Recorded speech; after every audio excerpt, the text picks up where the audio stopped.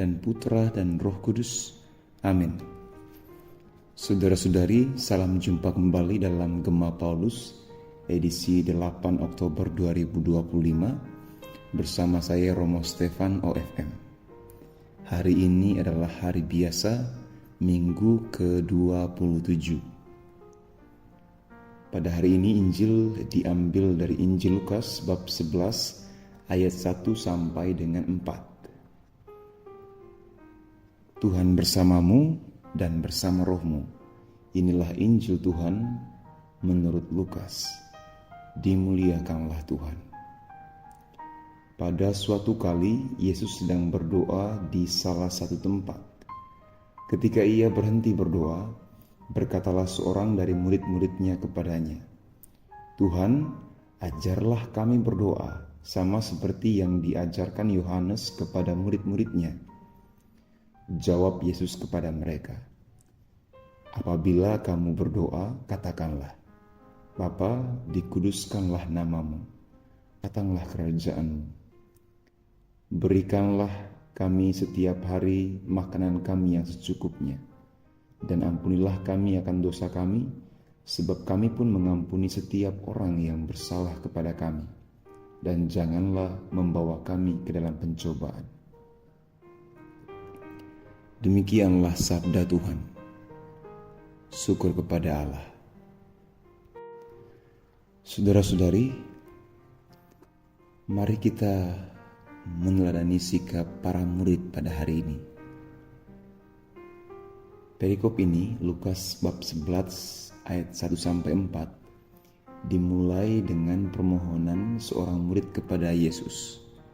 "Tuhan, ajarlah kami berdoa." Permintaan ini muncul setelah mereka melihat Yesus sendiri berdoa. Ini menunjukkan bahwa doa Yesus bukanlah ritual kosong, tetapi sebuah pengalaman mendalam yang menarik perhatian para murid. Dari perikop ini, kita dapat merenungkan dua hal ini, yaitu bahwa doa itu dimulai dari teladan dan sebuah kerinduan. Murid-murid meminta diajarkan berdoa karena mereka melihat Yesus berdoa. Ini mengajarkan kita bahwa doa adalah teladan. Yesus sendiri sebagai anak Allah menganggap doa sebagai kebutuhan vital. Ini menekankan pentingnya menjadikan doa sebagai inti kehidupan kita sehari-hari, bukan hanya pelengkap. Doa juga adalah sebuah kerinduan. Permintaan murid-murid menunjukkan kerinduan untuk memiliki kedekatan dan komunikasi yang otentik dengan Allah, seperti yang Yesus lakukan. Apakah kita memiliki kerinduan yang sama untuk diperbarui dalam kehidupan doa kita? Saudara-saudari, mari kita menempatkan teladan dan kerinduan ini secara seimbang. Dalam bukunya Yesus dari Nazaret, Paus Benediktus ke-16 memberikan refleksi yang menarik mengenai doa, terutama doa Bapa Kami. Menurutnya, doa kita dapat dan harus keluar dari lubuk hati kita dan kebutuhan-kebutuhan kita, harapan-harapan kita, sukacita, penderitaan, dan rasa malu kita akan doa, dan dari rasa terima kasih kita akan hal-hal yang baik. Doa dapat dan harus menjadi doa yang seluruhnya personal, pribadi. Namun, kita juga senantiasa perlu menggunakan doa-doa yang merumuskan dalam kata-kata perjumpaan dengan Allah yang dialami baik oleh gereja secara keseluruhan maupun oleh gereja masing-masing anggota gereja.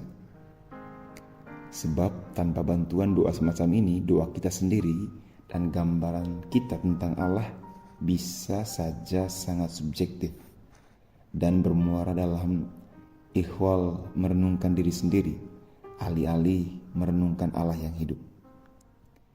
Paus Benediktus mengutip Santo Benediktus yang dalam regulanya menciptakan rumusan berikut: mens nostra concordet voci nostre. Artinya pikiran kita mesti bersepadan dengan suara kita. Lazimnya pikiran mendahului perkataan. Pikiran mencari dan merumuskan perkataan. Namun dengan mendoakan mazmur dan doa liturgis, pada umumnya yang terjadi persis sebaliknya. Kata, suara pergi mendahului kita, dan pikiran kita mesti menyesuaikan diri dengannya. Begitulah kita, saudara-saudari, dalam kerinduan-kerinduan kita, atau bahkan ketika kerinduan itu tidak ada, kita perlu membuka doa-doa yang telah dirumuskan oleh Tuhan sendiri, atau doa-doa yang telah dirumuskan oleh gereja. Doa Bapa Kami, doa Salam Maria, doa Aku Percaya, doa cinta, doa iman, doa damai, dan doa-doa lainnya. Melalui doa-doa itu, kita diajak untuk mengucapkannya sekaligus merenungkannya. Kita bersyukur bahwa melalui doa-doa itu, kita tidak hanya dibantu untuk membangun hubungan dengan Tuhan, tetapi kita juga diajak untuk merenungkan secara mendalam melalui doa-doa itu bagaimana iman gereja kepada Allah melalui Yesus Kristus dalam Roh Kudus. Maka marilah kita dalam doa-doa kita tidak hanya mengungkapkan isi hati kita saja, tetapi mengikuti rumusan-rumusan yang sudah ada. Dengan demikianlah kita seperti para murid tadi. Mereka mengikuti Yesus yang berdoa. Marilah kita berdoa. Ya Tuhan, kami bersyukur Engkau menganugerahkan Roh Kudus kepada kami, menggerakkan hati kami untuk dekat kepadamu.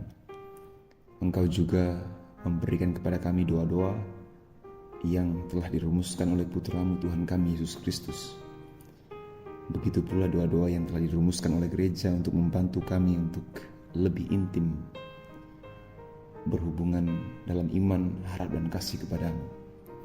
Kami mohon ya Tuhan, semoga kami semakin merindukan kehadiran-Mu dalam diri kami, dalam keluarga kami, dalam komunitas kami, dalam gereja kami. Dan ya Tuhan, kami tidak selalu rindu untuk berdoa, karena itu ajarilah kami untuk berdoa setiap saat kepadamu. Doa ini kami sampaikan melalui Kristus Tuhan dan pengantara kami. Amin. Dalam nama Bapa dan Putra dan Roh Kudus. Amin.